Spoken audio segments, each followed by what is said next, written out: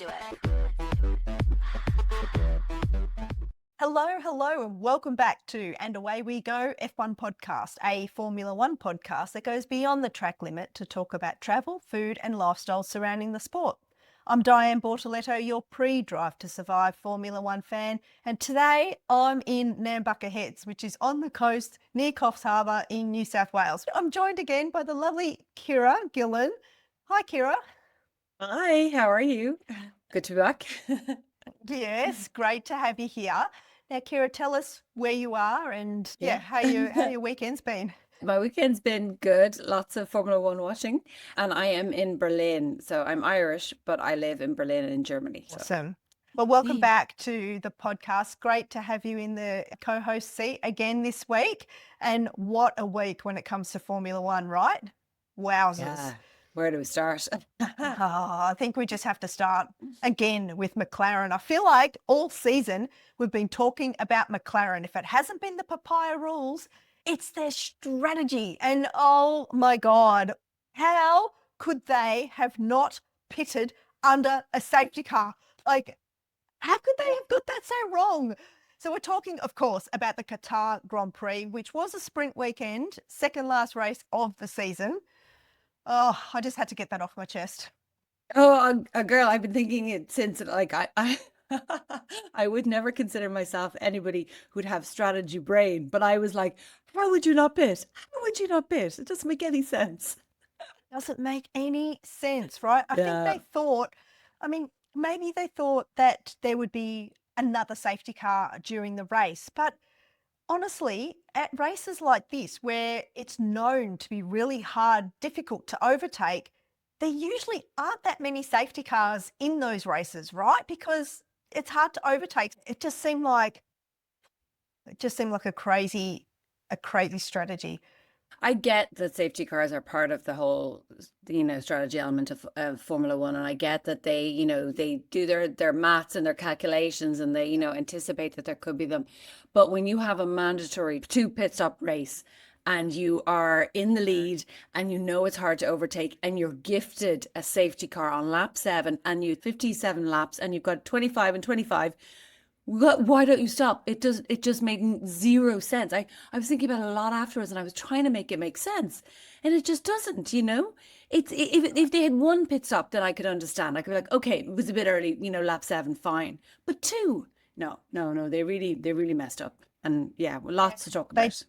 Yeah, they did. And should explain that this race at Qatar, it was mandated that the tyres could do a maximum of 25 laps. And that was a mandate that was done in consultation with Pirelli to do with the heat and the track conditions and the tyre degradation and risks associated with that. So they put that 25 lap limit on. Now, being a 57 lap race, exactly like you said, Nico Hulkenberg spun off and hit a trackside sign. Yeah, he collided with Gasly, which caused debris on the track. So the safety car came out and that was in lap 7. So that was, like you said, the perfect time for a pit stop, because then that gave them 2 lots of 25 laps, which were the maximum tyre lengths that they could go to for the race. Every single other driver pitted. Every single other team, every single other driver pitted except the 2 McLarens. Ocon. Initially. I think McLaren thought that it would give them more flexibility of when they could pit, maybe another, wishing for another safety car. But in effect, Oscar Piastri had a flawless weekend. He just drove without error, without mistake. The boy's back. He's on form. And that was so good to see. It's so good to see him happy. So good to see his confidence boosted. And I bet you were happy watching him, for the sprint and quali, where he just was pole, win, pole, and then second in the race result. Oh my God. Oh my God.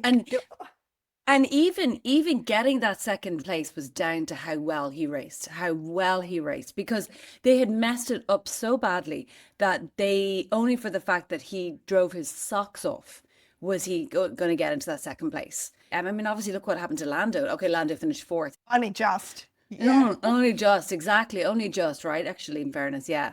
So, like they could have been a lot worse. At one point, they said that if he pitted, he would be down behind Stroll, which was like 16th or something. I swear to God, I was nearly having a heart attack. I was like, how have they messed it up? How have they done this?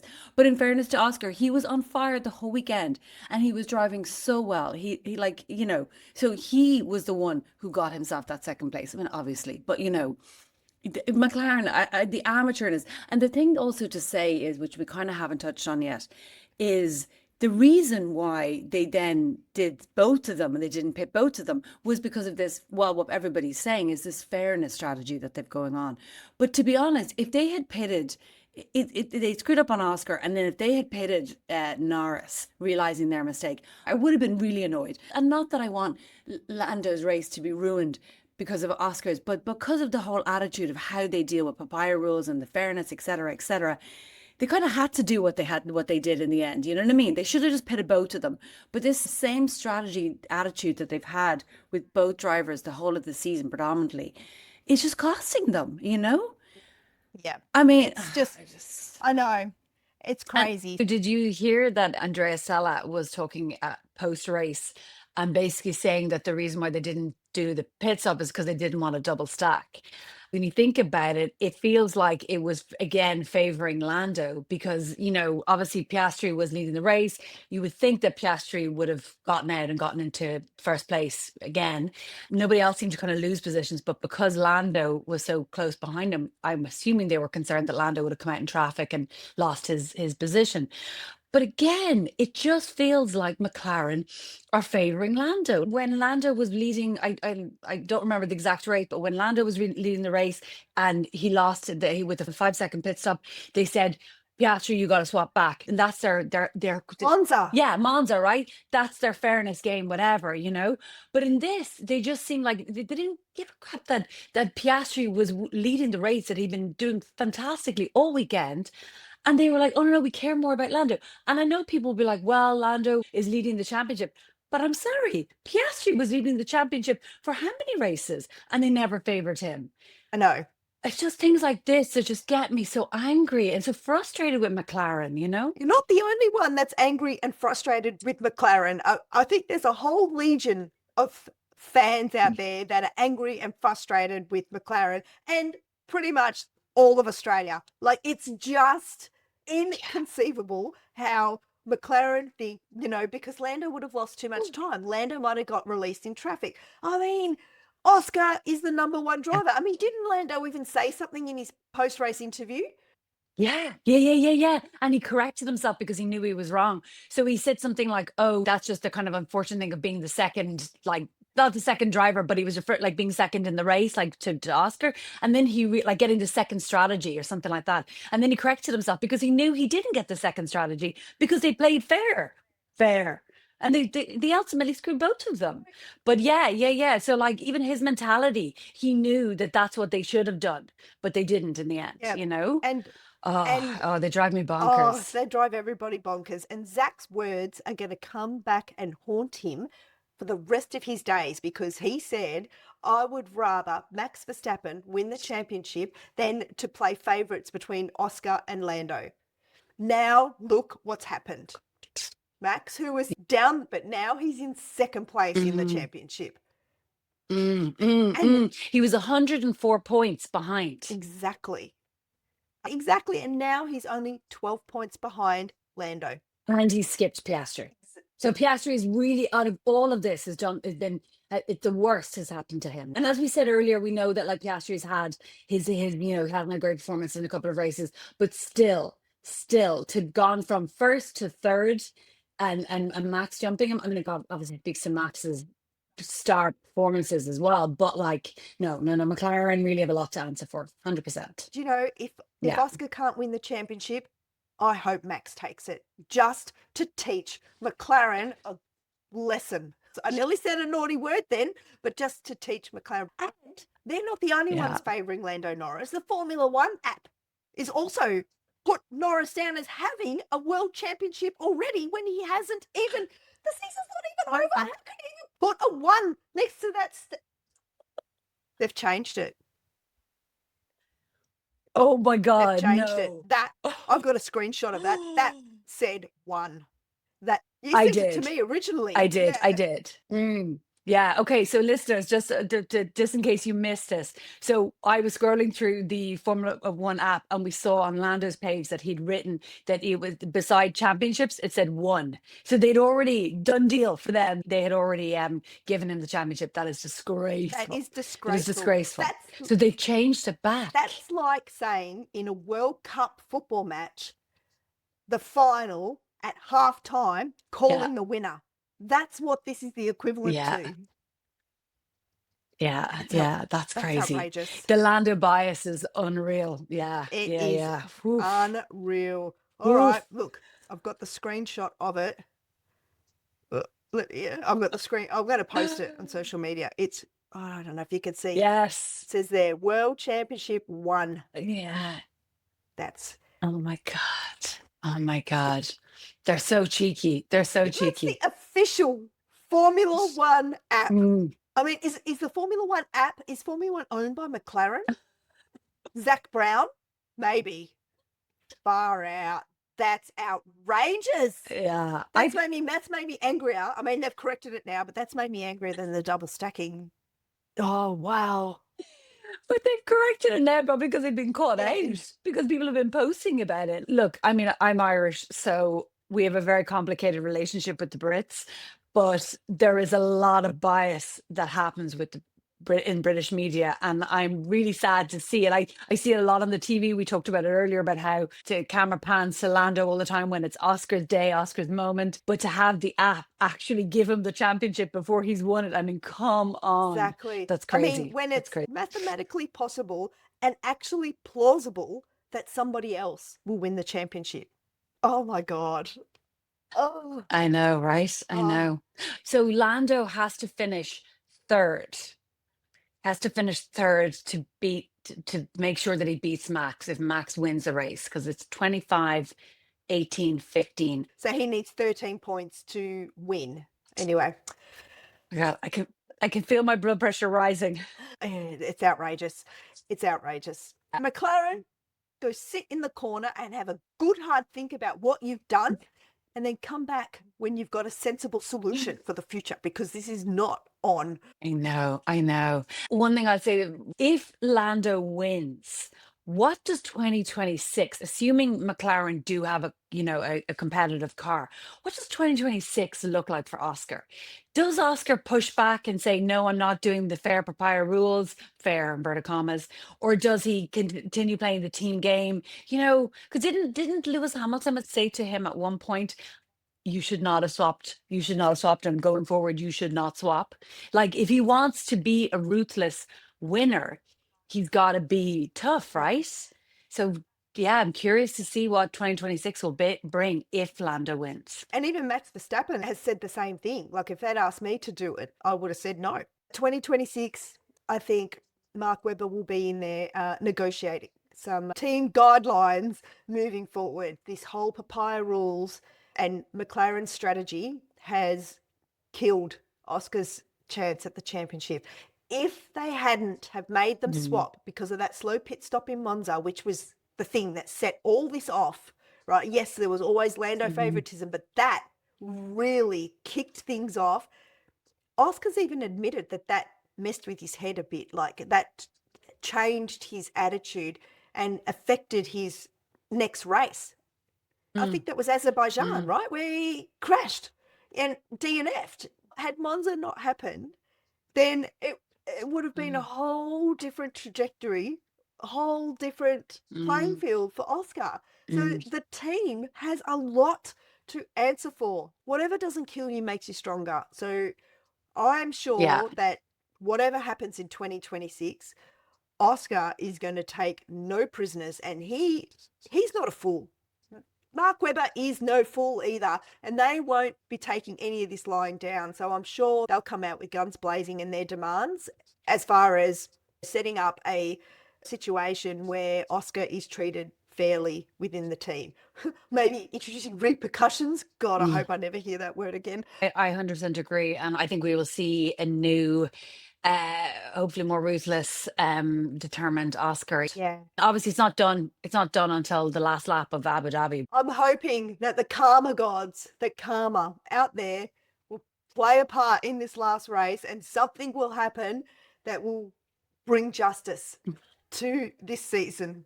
Let's hope. Yeah, Formula One throws all these curveballs, so you never know, Yeah. right? Like, who expected a double DNF in Las Vegas? Who expected, not pitting on a safety car in Qatar? Like, you just never know. Maybe Antonelli will do us a favor and knock someone else out again. Well, as I say, anything can happen in motorsport, and it usually does. Yeah.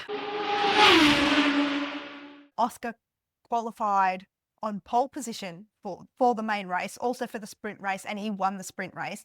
Lando qualified in second place for the main race, and Max Verstappen was in third for the main race. The results was Max Verstappen, Red Bull capitalised on McLaren's stuff up there with the strategy.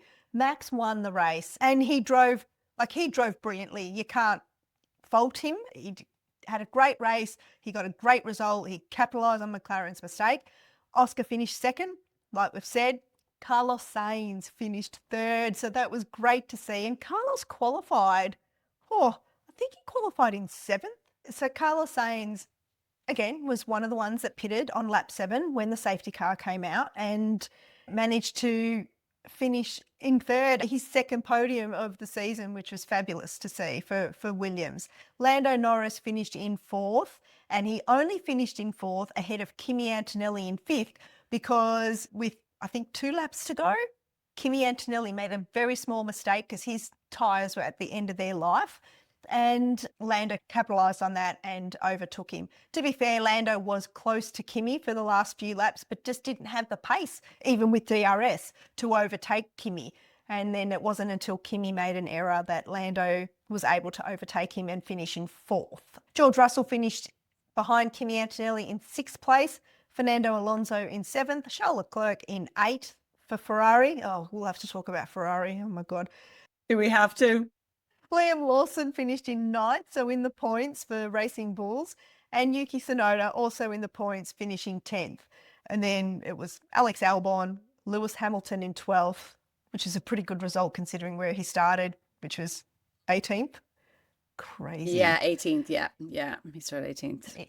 Yeah, Gabriel Bortoletto, 13th, Franco Colapinto, 14th, Esteban Ocon, 15th for Haas, Pierre Gasly, 16th for Alpine, Lance Stroll, 17th for Aston Martin, and Isaac Hadjar was last in... No, I'm sorry. Am I looking at the right thing? You're right. He was 18th, Behrman was 19th, and Nico Hülkenberg was 20th. Yeah, so the last 4 cars all DNF'd.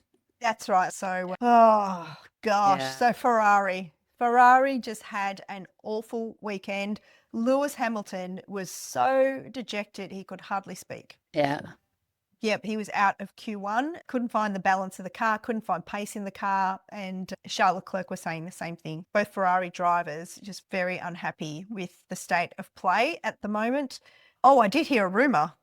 Oh, yeah. Oh, tell me. That Charles Leclerc has signed a free agreement with Aston Martin for 2027 based on the results of Ferrari in 2026. And he has to tell Aston Martin between May and June whether or not he's going to take up an offer to drive for Aston Martin in 2027. And he's got some clause in his contract that if the Ferrari's not performing in the first few races of 2026, he's going to opt out for 2027. Have you heard that rumour? I have heard that. I mean, I didn't hear all that detail. That's amazing. I have to say, here, I would be like, Shaw, go for it. Because, Ferrari clearly are not listening to their drivers. They seem to be very much stuck in their ways. They're trying to, hold on to glory that was 20 years ago. And it's not good enough anymore. Like you can excuse a bad year every now and again, but like the reality is that they've got a 7-time world champion there, and he's practically crying when he leaves the races. You know what I mean? It's just ridiculous. And I get it; it's the first year, but like look at the difference of Sainz, who's gone into a team that he didn't know, and how open they have been to his changes and his input, and what he has to say. Whereas it just seems to be closed doors for Lewis. And I think Charles has done his time. He's given them the best parts of his career, you know? So yeah, with Adrian Newey now at the helm. Well, yes. So that just got announced, right? That Adrian Newey is taking over as team principal for Aston Martin. Working to each other's strengths, apparently, was the line that was sent out. And I need to say that the High Performance Podcast, whoever's doing their social medias is doing a great job. They pulled out a clip from an old interview that they did with Christian Horner when Adrian Newey was with Red Bull. And Christian Horner said, no, Adrian is a creative. Like, giving him a management role, like managing people, would just be a disaster. It's not the way his brain is wired. He's a creative. I give him the space to create, and this is what he does best. And now Aston Martin's putting Adrian in as team principal. So it's going to be interesting. Yeah, I've lots of thoughts on this. I don't know. I mean, Christian Horner, can we take everything he says as, you know, as gold? I mean, you know, I don't know. I think Adrian. The podcast was a few years old, so it was when Christian Horner was still at the height. Yeah, still liked, quite respected, because Red Bull were winning everything. It just makes me wonder. It's interesting. They're saying like it's a completely different role to what he's used to, and you know he's still focusing on the building of the car. And you know they were talking about like, well, what happens if there's issues with the car? Is he going to still be focused on that while trying to lead the team? How does that work out? I'm assuming Aston Martin have thought about all these things and figured it out, have a plan, but I do wonder if Adrian Newey is in the twilights of his career and like, I'm just going to do everything. But he's got a stake in Aston Martin, doesn't he? Like he's not just, well, you know, I don't he doesn't know just have a this. job. Christian Horner and Adrian Newey have been seen together apparently in the last week or so. I think they were seen in a cafe or catching up somewhere. So maybe Christian Horner's comeback is tied to Aston Martin somehow. I don't have the words for that. Anyway, that's enough about Christian Horner. But Adrian Newey is a shareholder. Oh, he is. Yeah. Yeah. Good fact checking. Well done. I think Aston Martin really are the team to watch. Everyone's going on about Mercedes and, you know, they'll be the strong team. But I think Aston Martin really are going to be very interesting. And I think if Charles makes the move there. Wait, so does that mean who would be out? Would it be Alonso Fernando. or... Yeah, Fernando. Okay. I think Fernando will drive next year because Adrian Newey wanted to work with Fernando. Fernando wants to work with Adrian Newey. I think Fernando's got another year on his contract, you know, and if he did really want to opt out, I think he would. But yes, I think Fernando will drive next year, and then 2027 he'll probably hang up his boots. And he's about to become a dad. His partner is pregnant. So that's been announced or confirmed by Italian media. It's exciting. Congratulations, yes. Alonso and your partner. Congratulations, Fernando. Yes. So that's exciting news. He's 44 at the moment. So I'm not exactly sure when the baby is due, but exciting news nonetheless. Yeah. Very exciting. Yeah. I mean, I always wondered if you would ever settle down. Yes, but also, speaking of congratulations, you were telling me that it is the birthday, the 1-year birthday of the podcast. It's happy birthday to And Away We Go F1 podcast. Yes, the first week of December is officially 1 year since we hit record on the first episode with my original co-host, Monique Ciccardo, who herself is pregnant and about to have a baby. So she stepped away. And the podcast lives on and just clicked over our first birthday. So that's very exciting news. This will be episode, 55. So we've done a bit more than one episode a week. We recorded a special episode, I think, when Christian Horner, that all happened, and we started off with 2 episodes. That's great. Congratulations. Thank you very much. 1-year-old. 1-year-old. I feel pretty proud of that effort because it does take a lot of work to put together a weekly show, and to be able to do it consistently every week has been, like a lot of work and commitment, but one that I really enjoy and love doing. So yes, very happy, very happy. And you should be. Congratulations.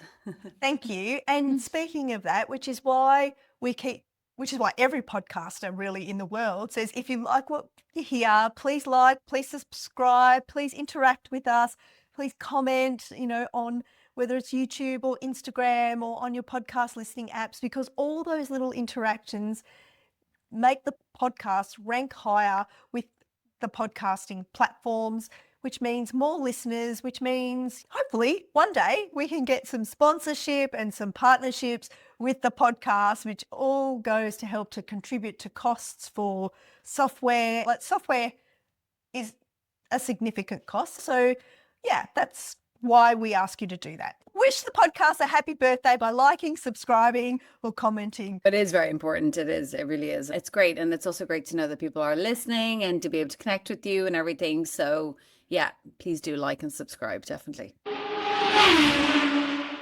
It was a sprint weekend.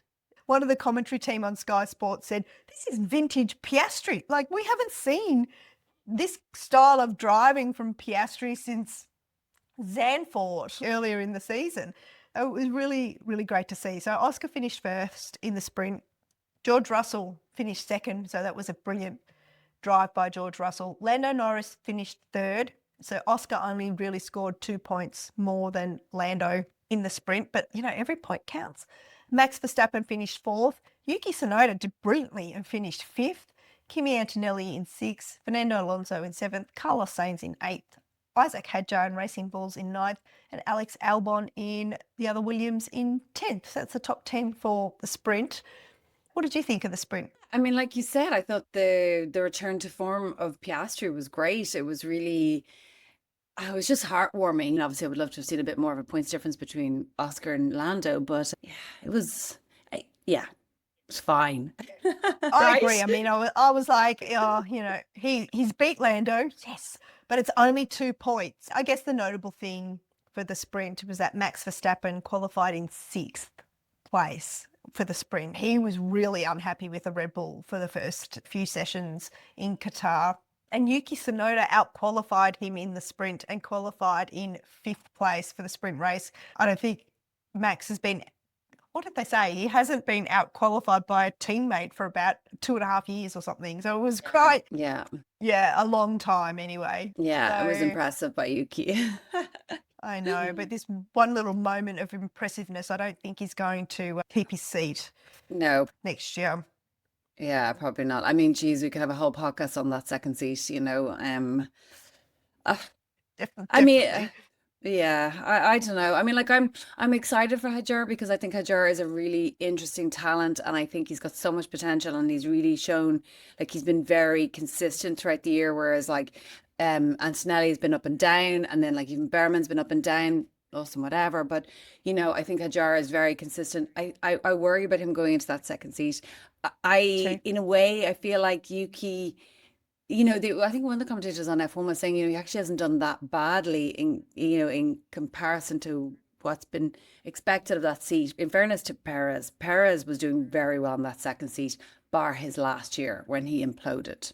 He was winning races and he was doing really well, whereas like Yuki is not even getting out of the Q1, like he's really struggled. With hindsight, I think everybody's eating their words as far as Sergio Perez goes with his time at Red Bull, because he really did perform better than anyone else has in that seat. I think I said it last week that Sergio Perez is just the epitome of being the perfect team player. Like, he really supported Max, helped Max, held up the pack when he needed to, protected Max's wins when it counted, and no one's been able to get close to the results that Sergio Perez got when he was at Red Bull. But he'll be back on the grid next year with Cadillac, so we'll get to see the Mexican. Yeah, it'd be interesting to see how Cadillac goes.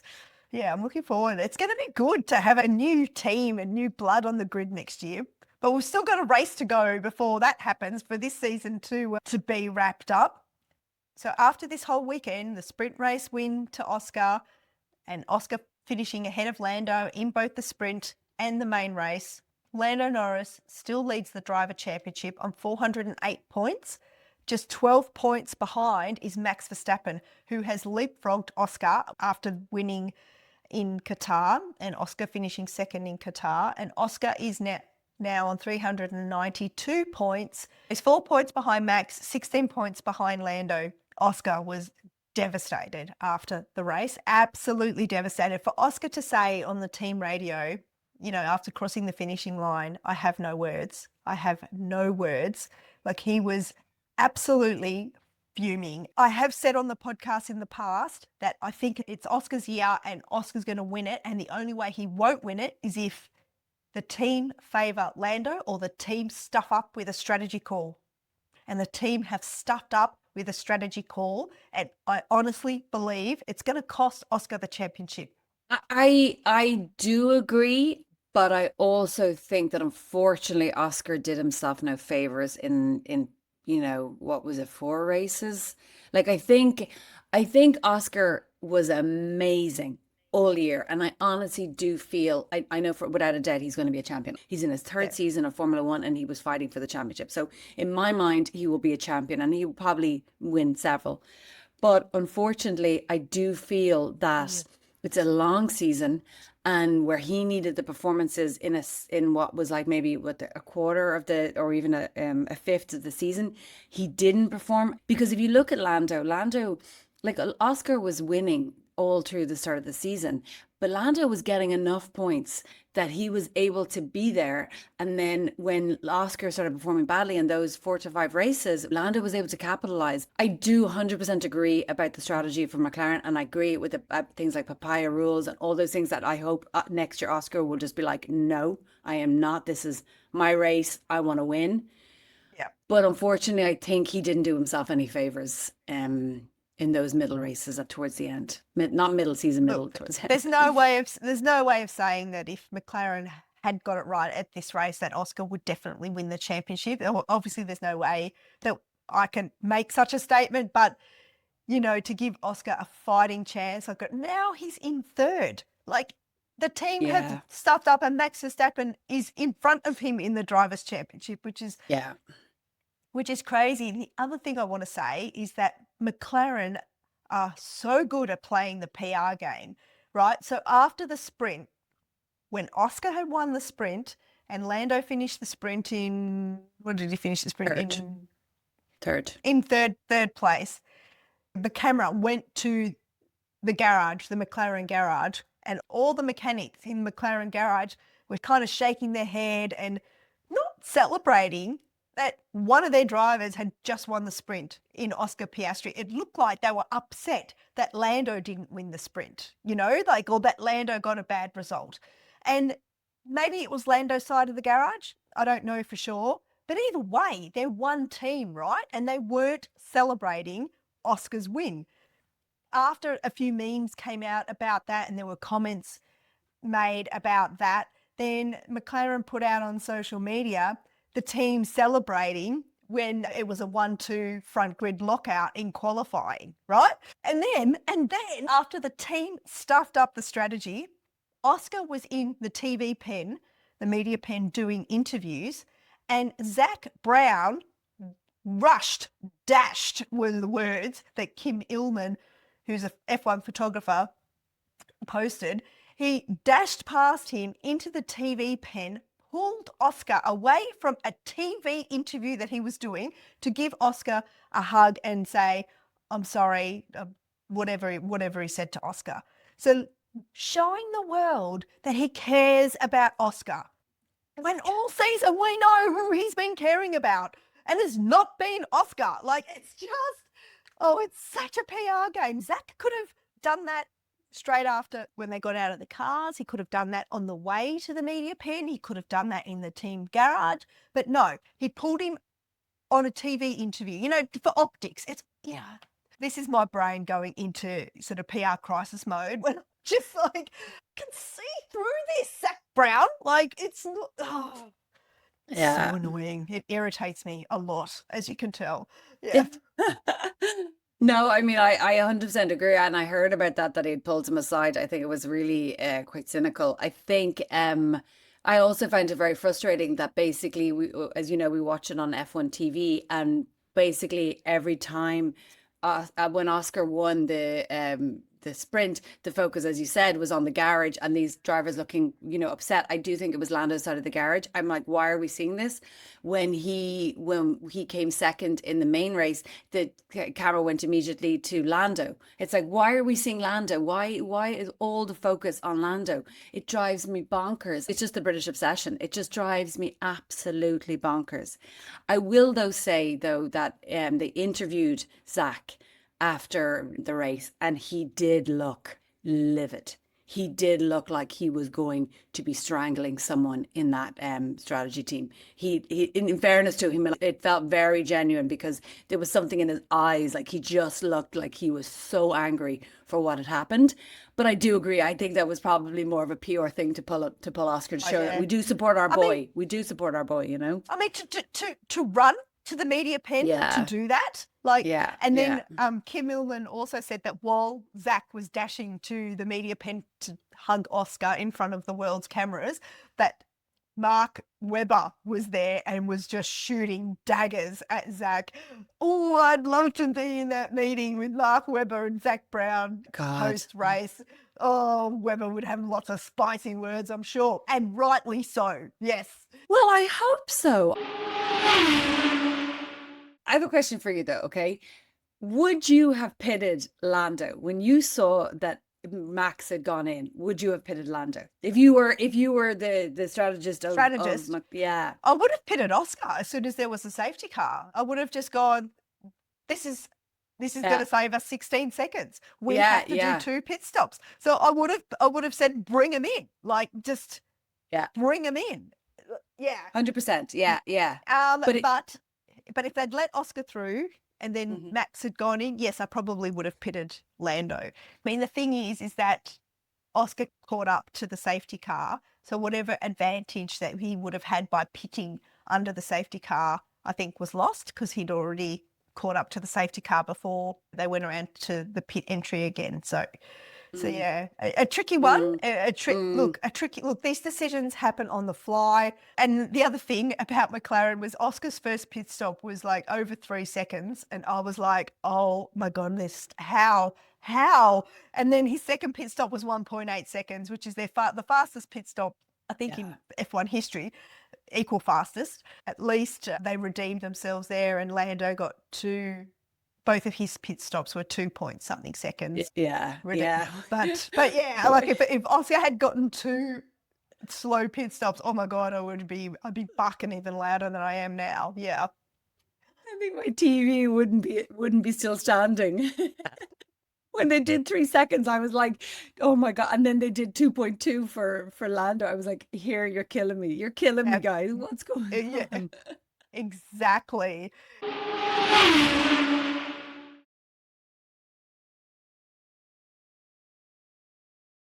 One other thing I wanted to quickly talk about, I was in Melbourne and got invited to the Formula One exhibition media launch, which is on in Melbourne now. It opened to the public on Saturday, and I took my niece with me as my +1, and she was brilliant behind the camera, filming a lot of the interviews that I did.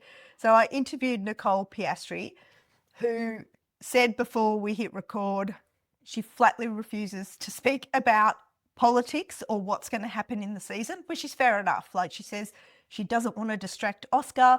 Oscar's got a job to do. Fair enough. I totally respect that. But she was an absolute delight to meet. And I did ask her about Oscar's headspace. Like, how's he feeling? You know, where's he at? And she said, no, he's in a really good headspace. He's feeling really good. I also interviewed 2 of the Formula One Academy drivers who were there, and Oscar's high performance coach from last year and previous years, and also the CEO of the F1 exhibition. So I'm going to put together a special podcast episode that'll come out after the season. So yeah, stay tuned for that. And the exhibition, if you're in Melbourne, is brilliant because you've been to the F1 exhibition in Europe, right? Yeah, I went in Vienna. We went in Vienna to it. Yeah, and it was great. Really, really great. So detailed. Oh my God, it was amazing. Yeah, it was really amazing. Like in Australia, they've got 5 F1 cars on display. They've got, oh my God, they've got Roman Grosjean's steering wheel, the gloves and shoes he was wearing in that fireball crash at Bahrain 2020. There's lots of really fun interactive displays as well. So they've got like an interactive screen with a steering wheel, so you can, hit the buttons and it pops up and tells you what that button does on the steering wheel. Heaps of stuff. You can like choose which F1 driver you want to be, and then there's an interactive camera that has you in the F1 driver suit and helmet, and you can do different dance moves and stuff in front of her. It's quite fun. Yeah. Oh, so I actually think this is different because ours didn't have all that interactive stuff. It was more just a kind of historical thing. I mean, it had some cars. I think it was former old Red Bull cars, and then it had like lots of the suits and a big history of it, like going all the way back to the beginning of F1. But I don't think it had any, unless we missed it, any of the interactive stuff. But it sounds great. Definitely, I have to come. That interactive stuff was really fun. You could also design your own helmet. So on a screen, you could choose the colours and the patterns and stuff for the helmet. And they had like a podium with a photographer there taking photos, and you scan a QR code and can download the photos. So we ended up doing podium photos with a quite well-known musician who I had only just met and heard of at the time of the exhibition, Grant Perez, who is a massive Formula One fan and motorsport fan in general, actually. So him and his friend Dylan, who's also his photographer, videographer, they were heaps of fun to hang out with and go through the exhibition. Look, if you're in Melbourne, if you're a Formula One fan, go check out the exhibition. It's really great. You'll love it. And the F1 simulators are the best part about it, like just driving the Albert Park circuit in the simulator. Yeah, that was a heap of fun. Best 7 minutes you'll ever have. I love it. Have you got any other news or? No, I'm just I'm apprehensive and excited and nervous and sad that we're at the last race, and excited to see what happens, but sad to see what's going to happen because I feel it's quite foregone conclusion. But I'm hoping some craziness, because we've had craziness in the past 2 races, so maybe McLaren will F up again, and it'll favour Oscar. Let's see. Yeah, maybe. Oh, speaking of effing up, which is what Lando said last week in Las Vegas during a live TV interview. He said he effed up, and then he actually swore and said the word. I saw somewhere he got a $55,000 fine for that. I don't know if that's true or not. I saw that as well. Yeah. So next week, Abu Dhabi, final race of the season, 24th race of the 24-race season. It's all to play for. There's still 3 players in it: Lando Norris, Max Verstappen, and Oscar Piastri. So stay tuned. We'll be out again next week after Abu Dhabi. And oh my God, I mean, how exciting that the season's going to be decided at the last race, which is great for Formula One as a sport, great for Formula One fans, quite stressful for Oscar Piastri fans, Max Verstappen fans, and Lando Norris fans. Yeah. But one thing I'll say really quickly before we go is that apparently there's a theory that whoever wins Abu Dhabi will win the next season. So obviously Lando won it last year. So in my heart, I'm like, well, look, you know what? If Piastri at least wins the race, maybe there's good fortune for him next year. Anyway, we'll talk about it all next week. That's right. Well, thank you, Ciara, for joining me again. My pleasure. And thank you, everybody, for having us in your ears. You can connect with us on YouTube, if you're watching, LinkedIn, TikTok, Facebook, and Instagram. You can email us at andawaywegof1podcast@gmail.com, and you can find this podcast on all the listening apps. Thank you for having us in your ears. Until next week, and until lights out.